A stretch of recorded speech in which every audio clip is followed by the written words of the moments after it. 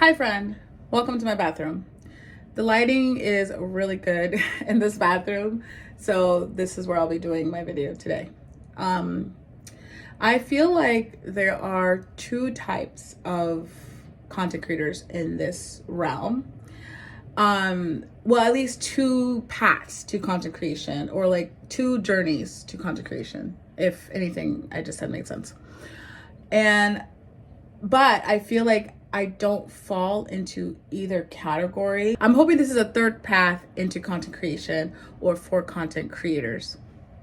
If you're wondering, the reason why I'm all glammed up is because I'm about to shoot a video for my main channel, but I have been having this thought for the past 24 hours because somebody else talked about this on TikTok, or a version of this on TikTok, and I wanted to kind of bring it up here because I can't stop thinking about it. Like I said, I feel like there are two paths to content creation, and I don't fall into either category because one path is the kind of content creator that starts out really young and they start like vlogging their life really young.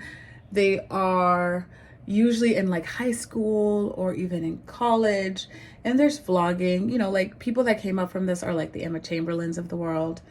And they're just vlogging their everyday life. They're vlogging things that is important to them, or even like talking about things that are important to them, not necessarily vlogging. Mind you, when it comes to that path to content creation, the younger people are usually like living in their parents' homes or living in a college dorm, or they have some sort of support from a guardian, or they're getting a lot of help, so they don't necessarily have to worry about finances as much because they're young. And then I believe that the second part of the content creation journey are the people that have like full-time jobs and that have a lot of money saved up, that have a lot of money, and they want to create content as a way of being like a creative expression. Usually people like these are like lawyers or like mathematics or scientists, or just people that are not naturally like creative people, but they want to go onto the internet and have a little bit of a creative expression, and they have full-time jobs, and sometimes they can showcase those full-time jobs as their content. And then, so out of the two, like those paths, of course, eventually emerge. Like the young college, high school person eventually amasses enough of an audience to eventually quit. Like once they're done with school, right? That young person can either choose to go to college or not go to college, or choose to go get a full-time job or not get a full-time job. Most of the time they don't do either. They don't go get a full-time job and they don't go to college so that they can pursue content creation full-time, because they have made a lot of money from content creation. Like, why would you want to go and hustle and look for a full-time job when content creation, the platform that you've worked for so long, can be your full-time job?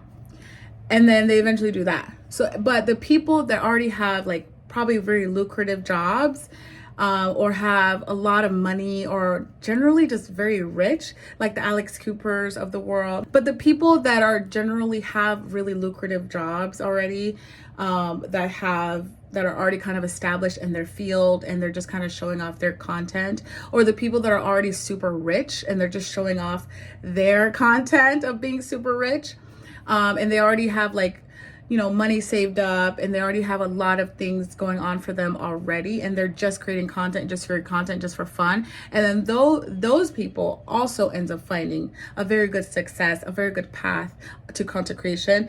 And eventually those people, the established ones, eventually end up quitting their jobs. And I only know of this because recently it has come into my TikTok that doctors are quitting their jobs to become full-time content creators. Lawyers are quitting their jobs to become full-time content creators.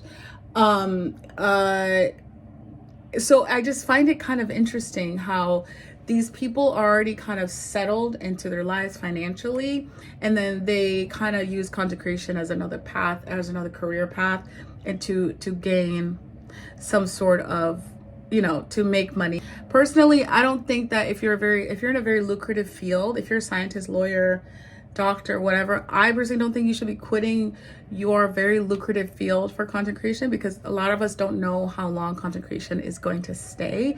So I don't recommend doing that. But I feel like out of those two categories, I don't fall into either of them, because I did not start my content creation, especially my monetization content creation's journey, until last year, or until like a year and a half ago. So I didn't really have a lot of stuff, I didn't have a leg to really stand on when it comes to my finances. I also did not have a lucrative job that was paying well. In fact, I got fired the month before I started getting some sort of, so I didn't really have a lot of backing, or I wasn't very financially stable. My video just went super viral, and I made a lot of money from that video, and and it's pretty, I find that pretty cool. So I'm in this category of literally making content and trying to make money off of my content as I go, because I don't have rich parents. I have to pay I have to pay my rent. Barely have any savings. Like, when I tell you I barely have any savings, I barely have any savings. I don't have a lucrative job to like hold me over while I figure out this content creation thing. The point is, I don't have the financial backing to just create content just for the fun of it. I don't have that. For those of you who don't know, I work as a barista while I'm trying to figure out my content creation journey. The reason why I'm talking about this is because the other day I did see a video about somebody saying how media seems to just showcase people that like hated their 9-to-5s, and they hated their financial cushy jobs on Wall Street, and then they started building their own business, and now they're becoming multi-millionaire, multi-billionaire business women, and they're just like hitting the booth running. That's because they had a lot of financial backing. They probably had savings. They probably had a lot of help. They probably had good credit to be able to take out loans for their businesses. And they were able to get a lot of help in that way.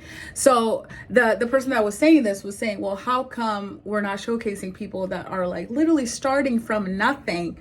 Me, literally just trying to make ends meet and build something from the ground up. I don't know why we're not showcasing those people.